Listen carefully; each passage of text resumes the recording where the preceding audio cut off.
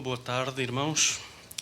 É bom estarmos na casa do Senhor para ouvir a sua palavra. Vamos abrir para a nossa meditação esta tarde o Salmo número 30. Salmo 30, Salmo de David.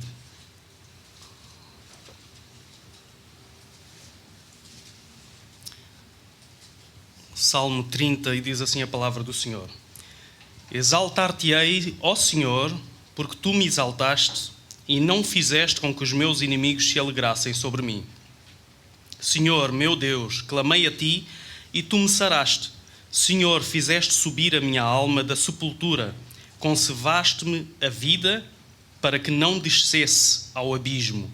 Cantai ao Senhor, vós que sois seus santos, e celebrai a memória da sua santidade, porque a sua ira dura só um momento, no seu favor está a vida.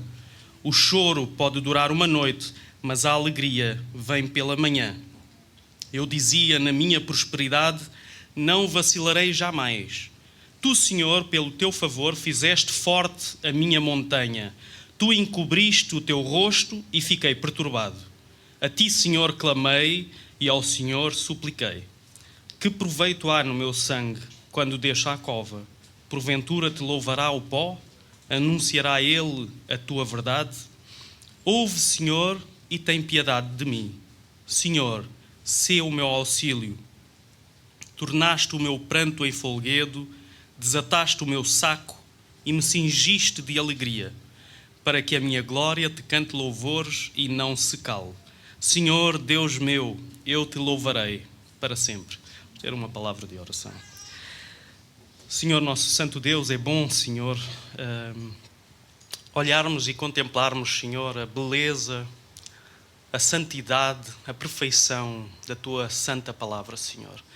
Obrigado porque a Tua palavra nos dirige aos Teus pés, ao Teu trono da graça, nos ensina, Senhor, quem Tu és, o que devemos crer, Senhor, acerca de Ti e aquilo também que Tu requeres de nós, Senhor.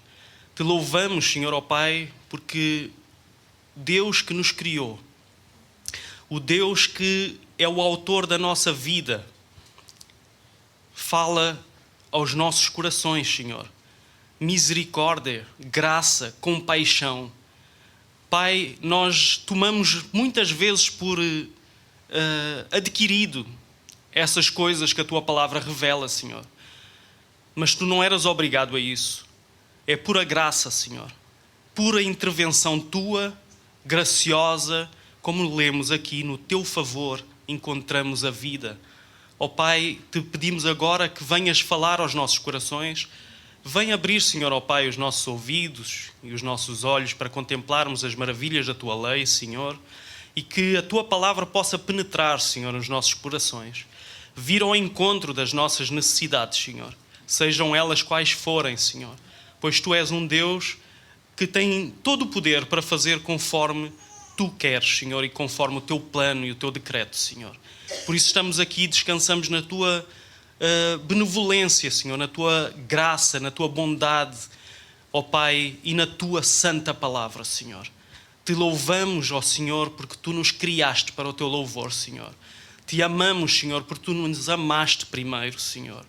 E Te pedimos agora, Senhor, que dirijas todo o nosso meditar do nosso coração e as palavras, Senhor, ó Pai, da nossa boca, para que aquilo que ouvirmos e aquilo que falarmos, Senhor, vá ao encontro da Tua vontade e que dirijas todas as coisas para a honra e para a glória do nosso Senhor e Salvador Jesus Cristo. Amém. Aurélio Agostinho, mais conhecido por Santo Agostinho, disse: as pessoas viajam para admirar a altura das montanhas, as imensas ondas dos mares, o longo curso dos rios, o vasto domínio dos oceanos, o movimento circular das estrelas, e, no entanto, elas passam por si mesmas sem se admirarem. E a pergunta que nós somos confrontados também na nossa vida é se haverá um desconhecimento maior do que o desconhecimento que temos acerca de nós próprios. Diante do livro dos Salmos, aprendemos acerca de nós mesmos É essa a voz que nós encontramos na palavra do Senhor, do nosso Criador. E o rei David, aqui foi o maior dos reis que já pisou nesta terra, só suplantado pelo Senhor dos Senhores, o Rei dos Reis, o Senhor Jesus Cristo, o Deus homem. No Salmo 139, lemos também da pena de David: Senhor, tu me sondaste e me conheces todos os meus caminhos. Então a forma como nós temos para conhecermos a nós próprios, não há outra maneira do que nós conhecermos a nós próprios pelo espelho da palavra do Senhor, pelo conhecer o nosso Deus e aquilo que Ele nos diz que nós somos. Essa é a realidade e não a subjetividade que nós fazemos com a nossa razão.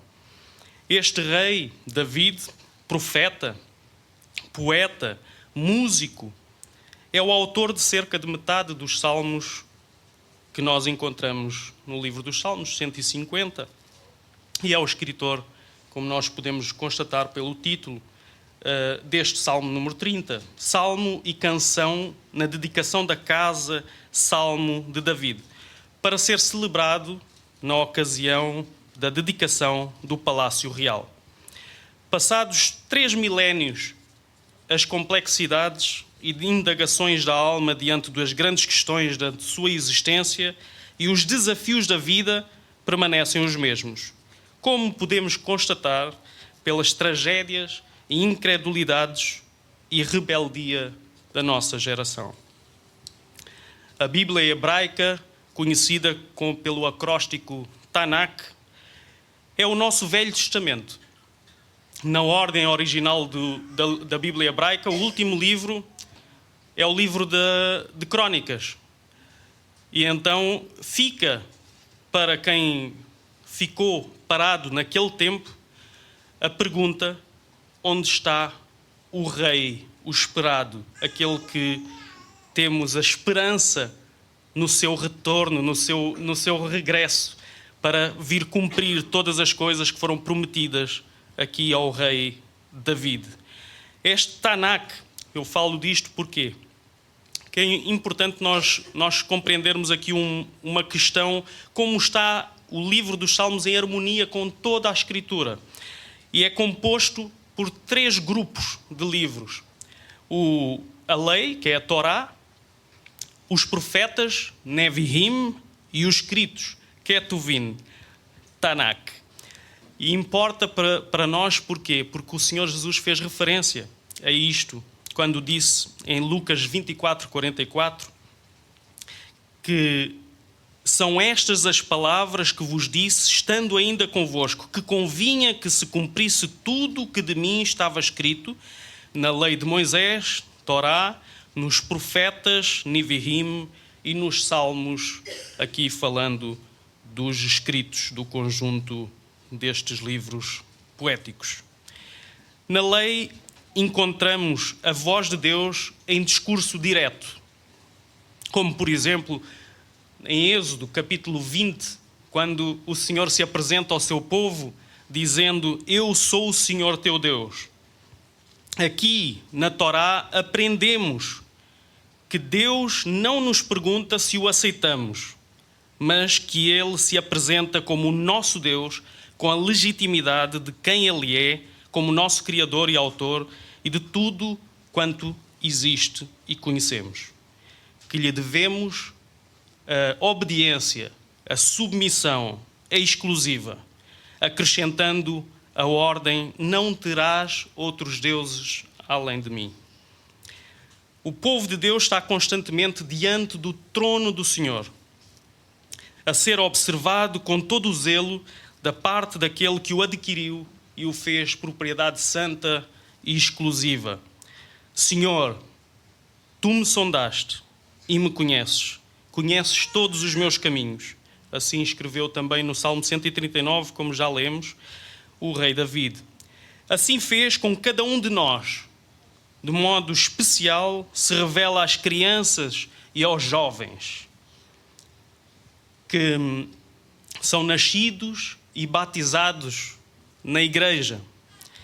Vocês são especiais, que ensina pacientemente também aos vossos pais a vos amar, a cuidar de vós, a que vocês conheçam o Senhor vosso Deus. E isto acontece de uma maneira muito idêntica àquilo que acontecia no Velho Testamento. Porque Deus não perguntou a vocês se vocês queriam ser dele. Ele vos fez povo seu. Não há nada mais maravilhoso do que isso, de crescer com essa certeza que nós fomos escolhidos por Deus e não que nós o escolhemos a ele.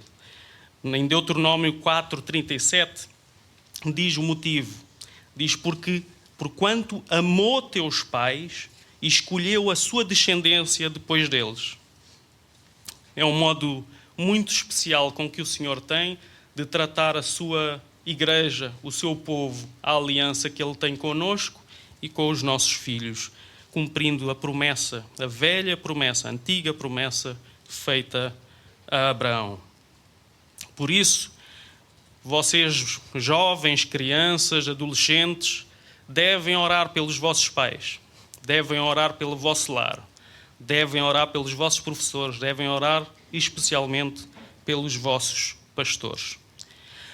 Nos profetas, neste outro conjunto de livros, Nevi'im, encontramos o discurso indireto, naquela forma que é normalmente conhecida, assim diz o Senhor, relembrando constantemente o que a lei afirma ali na Torá, relembrando ao povo para ir e conhecer e lembrar-se e aplicar e viver e corrigir a sua vida. E Deus destaca nestes livros o estado em que o seu povo se encontra e nos revela quer o juízo de Deus, quer a sua misericórdia, enviando mensageiros para que o povo corrija-se e se arrependa. Assim também é conosco hoje, quando a palavra de Deus é uma palavra que nos chama ao arrependimento, que nos chama ao conhecimento de Deus, a conhecermos quem é o Senhor, o que Ele requer de nós e como nós devemos obediência e santidade ao Senhor. A lei estrutura a nossa relação pactual dentro dos limites estabelecidos por Deus em linhas bem definidas de bênçãos e maldições, em encorajamentos e avisos, alertas que revelam o amor de um Deus que é o nosso Pai celestial, um Pai perfeito, que tem um cuidado especial, individual e coletivo com o seu povo escolhido. Em Isaías 54, versículo 5, é isto que lemos: o Senhor dos Exércitos é o seu nome, e o Santo de Israel é o teu Redentor, que é chamado o Deus de toda a terra. É o Senhor que é o Deus de toda a terra. E este Deus de toda a terra nos escolheu a nós, nos falou a nós. E estarmos diante da sua palavra é a grande prova de que estamos dentro da aliança com Deus. Deus não falou com todos. Deus falou e fala com os seus, com o seu povo, nestes moldes de misericórdia, de benignidade, de chamado ao arrependimento, de chamado a olhar para quem Ele é, o que Ele fez por nós. Neste outro conjunto de livros, chegamos ao livro dos Salmos. Encontramos então aqui a voz do povo de Deus, o coração regenerado, a obra do Espírito Santo que nos transformou e nos regenerou e nos fez clamar com aquela expressão tão íntima de Abba Pai, transformado pelo nosso Deus e Redentor. Vemos aqui todas as dimensões da existência humana. Lemos no livro dos Salmos as nossas tristezas, mas também as nossas alegrias. Encontramos gratidão, encontramos lamentação, encontramos dor e sofrimento profundo, como também a festa e o celebrar o seu Deus em reconhecimento de toda a sua grandeza e santidade. Apesar dessa voz humana que nós encontramos no livro dos Salmos, ela é a palavra de Deus. e deve ser lida como instrução de Deus para nós e, em última análise, ou fundamental, a voz do próprio Cristo, que em tudo experimentou as nossas dores e a nossa natureza humana, porém sem pecado. Cristo sempre esteve espiritualmente com o seu povo. E o livro dos Salmos, que é um livro que foi o livro que mais tempo demorou a ser concluído, cerca de 1000 anos, desde Moisés, segundo aquilo que está identificado, até depois da Babilónia, ao exílio da Babilónia, portanto, cerca de 400 anos antes de Cristo. Este livro é a voz e a palavra de Deus para nós. E é também, em momento algum, pode viver o homem para a glória de Deus, e é esta a mensagem que nós encontramos, sem que Deus tivesse agido primeiramente no seu coração. É isso que nós vemos, a voz do Senhor falando e moldando o seu povo desde o seu primeiro momento. E podemos ir até antes dela mesmo ter começado a ser escrita, mas para nós interessa aqui no livro dos Salmos a presença de Deus com o seu povo depois do seu povo ser retirado do Egito, a obra da redenção. Provérbios 4, 23 nos diz: Filho meu, sobre tudo o que se deve guardar, guarda o teu coração, porque dele procedem as saídas da vida.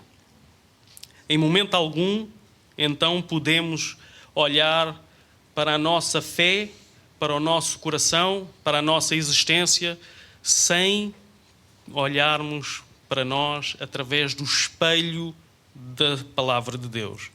E não há lugar melhor para nós nos confortarmos, para nós consolarmos o nosso coração, do que neste livro em especial, o livro dos Salmos. Por toda a Bíblia vemos os padrões iguais, os mesmos padrões, o mesmo sentido, a mesma harmonia. E isso fala-nos do mesmo autor, a autoria final da palavra de Deus, como a palavra divina. Deus faz através da palavra a mais bela prova da aliança que tem conosco, pois Deus se faz presente pela proclamação desta mesma palavra. Jesus, a palavra viva que desceu do céu e fez-se carne e osso, habitou entre nós. O Verbo que tudo fez e nada do que foi feito se fez, fez-se homem à semelhança de nós mesmos, para que todos aqueles que o receberam terem o poder de serem feitos filhos de Deus, ao que creem no seu nome. Ao nome de Jesus exaltai, todos vós, filhos do poderoso e altíssimo Deus. E é aqui que nós chegamos no versículo 1 do nosso Salmo. Exaltar-te-ei, Senhor, porque tu me exaltaste, escreveu David num belo salmo de canção de gratidão e de louvor a Deus. Neste salmo, David escreveu na altura em que se tornou rei de Israel, como está escrito em 2 Samuel 5, do versículo 11 ao versículo 12. Nós lemos assim: em Hirão, rei de Tiro, enviou mensageiros a David, e madeira, e cedro, e carpinteiros, e pedreiros, que edificaram a David uma casa. Entendeu David que o Senhor o confirmara rei sobre Israel e que exaltara o seu reino por amor do seu povo. Exaltara o seu reino por amor do seu povo. É por causa deste grande amor com que Deus nos amou, é que o rei e profeta David convoca o povo, no versículo 4, a cantar ao Senhor: vós que sois seus santos, celebrai a memória da sua santidade. Deus fala com aqueles com quem tem aliança. E isso vemos por toda a narrativa histórica, e por isso é que podemos constatar que nenhuma profecia da Escritura foi produzida por vontade de homem algum, mas que homens santos falaram inspirados pelo Espírito Santo. Portanto, isto significa que nós também precisamos do mesmo Espírito Santo para nos ajudar a interpretar a palavra, a entendê-la do modo não particular, mas em harmonia com aquilo que a palavra e com o próprio contexto que a palavra se apresenta para nós hoje. O mesmo Espírito Santo que inspirou nos revela a Escritura. Assim, que o Senhor nos ajude a obeirarmos da nossa santa palavra, da nossa Bíblia, e tenha sempre misericórdia de nós e nos auxilie a que sejamos uma igreja que proclama a palavra do Senhor com fidelidade e assim também sejamos como os bereanos que a recebem examinando toda a palavra, verificando na Escritura com o mesmo zelo e amor à sua voz. No templo, onde o livro dos Salmos era cantado pelos levitas, e nós encontramos isso no capítulo 22 do primeiro livro de Crônicas, a instrução de David tem uma função e uma mensagem de cuidar de todos os elementos, instruções muito precisas para que, à luz deste ensinamento, se cuidasse para que se conservassem puros todos os elementos do culto, de modo a preservar e a importância maior a presença de Deus no templo. Isso era a função primária dos sacerdotes. Então nós também, como igreja, a nossa principal medida, a nossa principal motivação não deve ser procurar fazer com que a igreja se torne atrativa e atraia pessoas e se encha de gente. Mas nós devemos cuidar da palavra e da instrução do nosso Deus, de modo a que possamos viver de acordo e em harmonia, de acordo com a vontade revelada de Deus, para que Deus, pela obra que faz na nossa vida, atraia aqueles que se hão de salvar e nos conduza ao encontro desses mesmos lá fora. Não somos uma igreja que descansa numa teologia vazia, mas nós cremos que precisamos primeiramente encher-nos de Deus e termos um conhecimento prático, uma vida santificada. Voltando aqui ao nosso versículo, é isto que nós temos aqui para nós cantarmos com alegria. Vós que sois seus santos e celebrai a memória da sua santidade. Os salmos têm esta força poética e musical, santificadora, gravando nos nossos corações as sagradas palavras de Deus. Os salmos, o livro é um inário, é um livro de orações e de canções. E fala-nos também daquilo que Deus opera com alegria no meio do seu povo, para que o seu povo conheça, cantando, gravando as suas palavras no seu coração. E eu, quando estava a meditar nisso, pensei que no meditar, no cantar de louvores, acontece como quando nós vamos a um bosque e quando saímos daquele bosque trazemos o perfume daquele bosque impregnado nas nossas roupas, no nosso cabelo, nas nossas mãos e as pessoas dizem, cheiras bem, onde é que andaste? Assim deve ser também conosco a nossa vida com Cristo. Por isso é que encontramos em duas alturas Paulo a fazer a referência tanto para a igreja em Colossenses como para a igreja em Efésios, as seguintes palavras: a palavra de Cristo habita em vós abundantemente em toda a sabedoria ensinando-vos e admoestando-vos uns aos outros com salmos, hinos e cânticos espirituais, cantando ao Senhor com graça no vosso coração. Colossenses 3,16.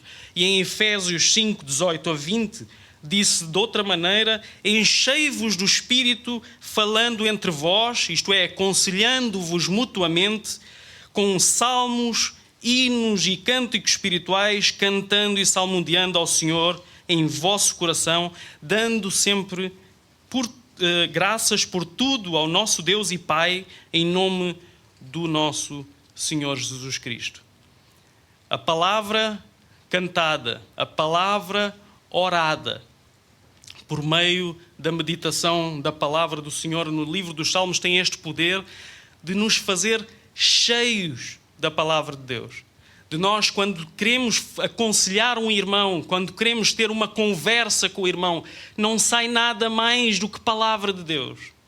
E essa é a coisa que eu mais admiro e que mais me regozijo quando estou com um irmão em Cristo.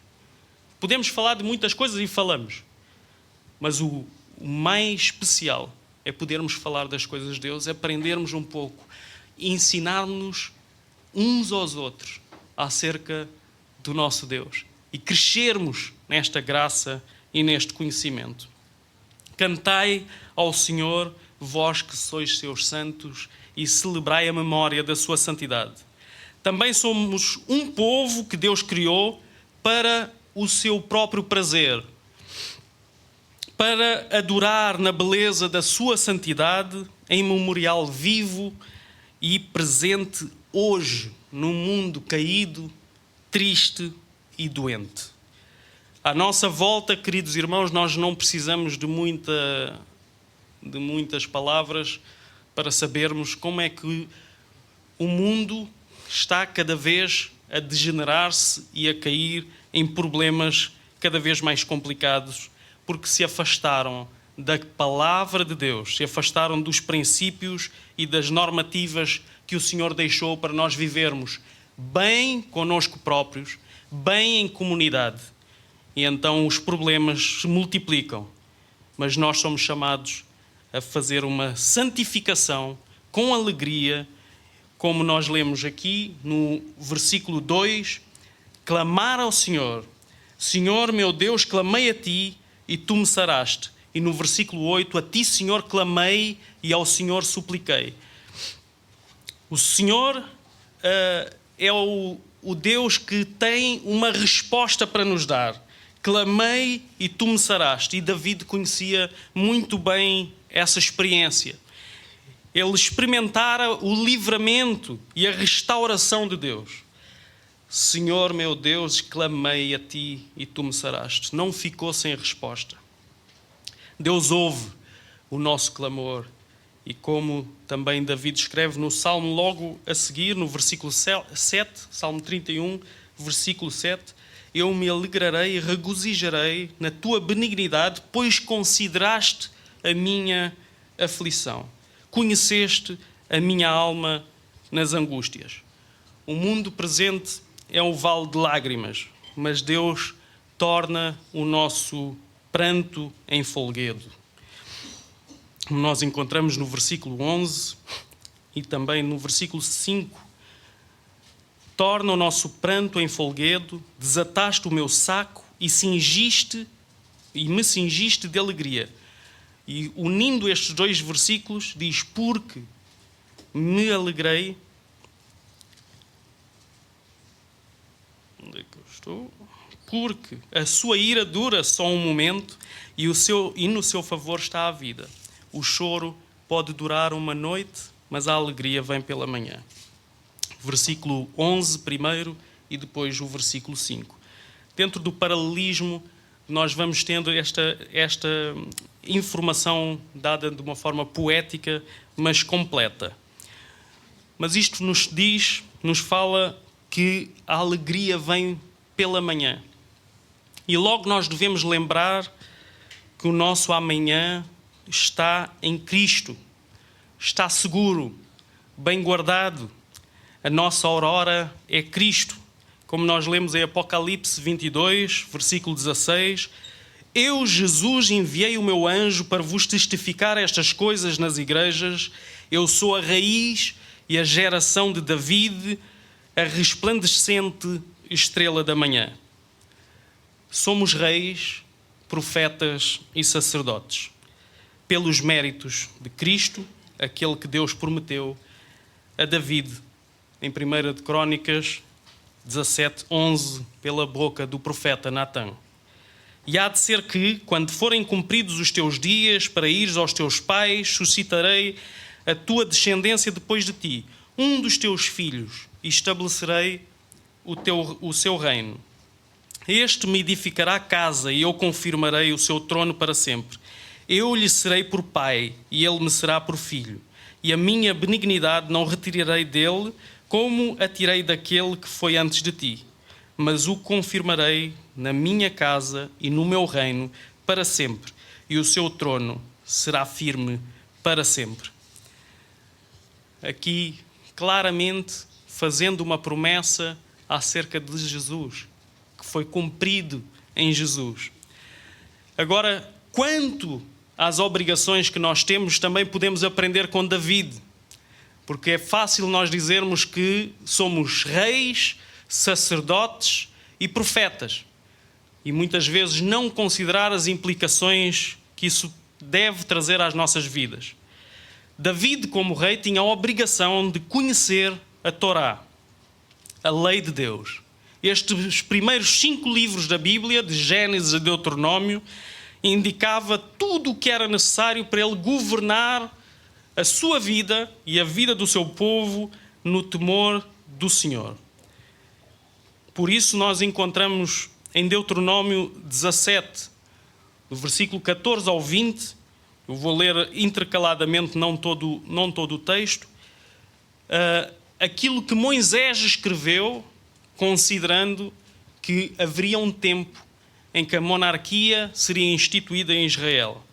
Quando entrares na terra que te dá o Senhor teu Deus e a possuires, e nela habitares e disseres: porei sobre mim um rei, assim como têm todas as nações que estão ao redor de mim, porás certamente sobre ti, como rei, aquele que o Senhor teu Deus, dentre teus irmãos, escolher.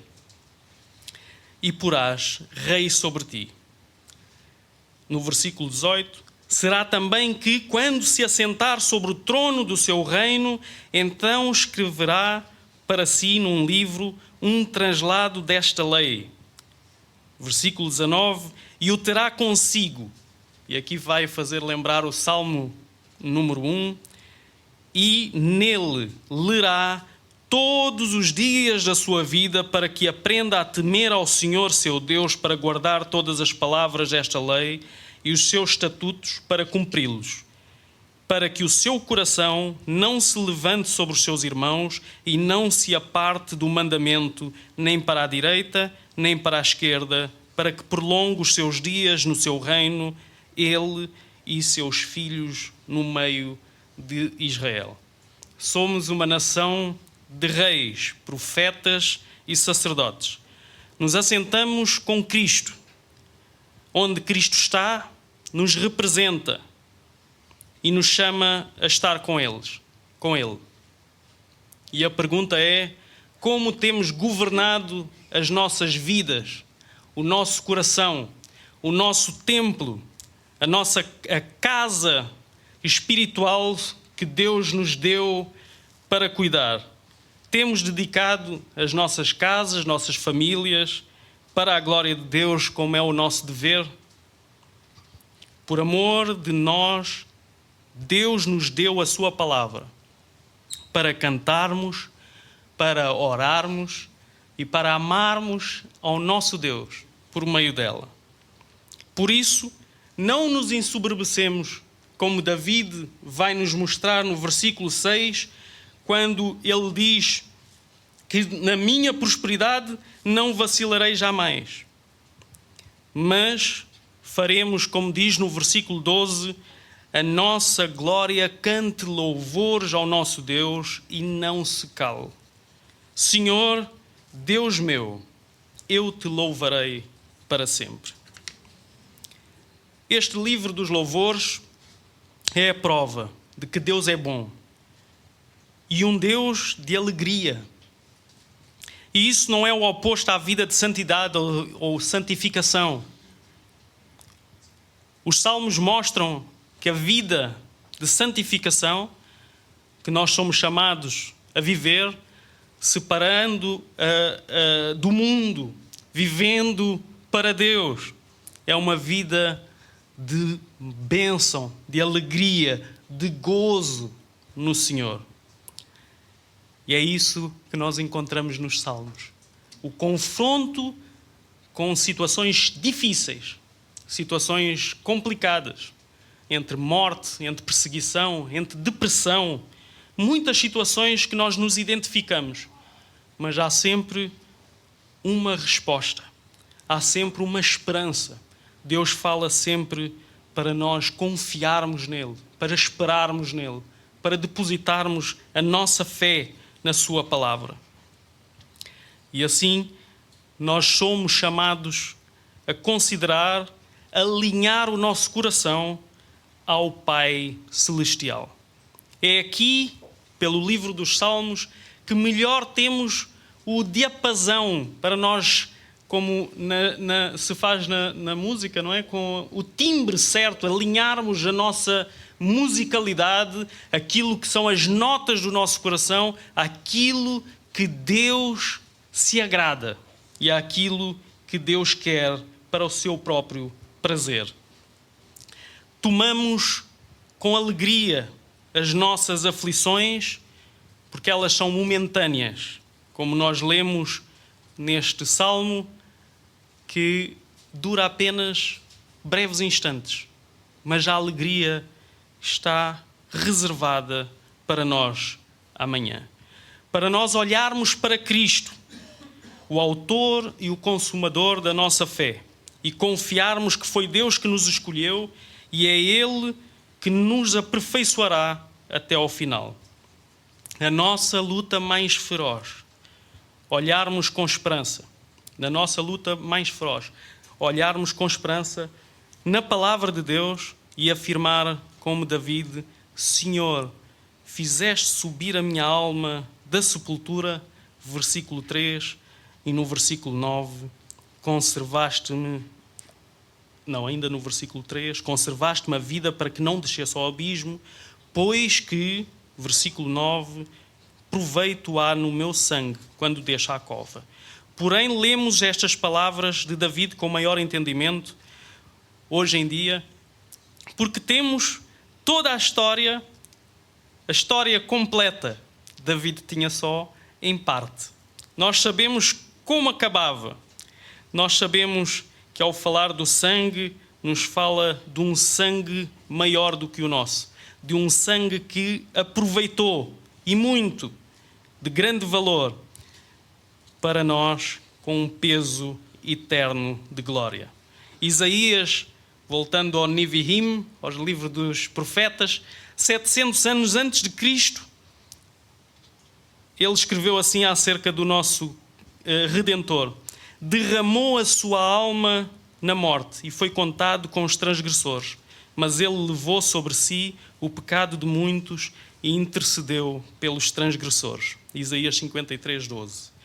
Jesus não viu corrupção. Ele ressuscitou.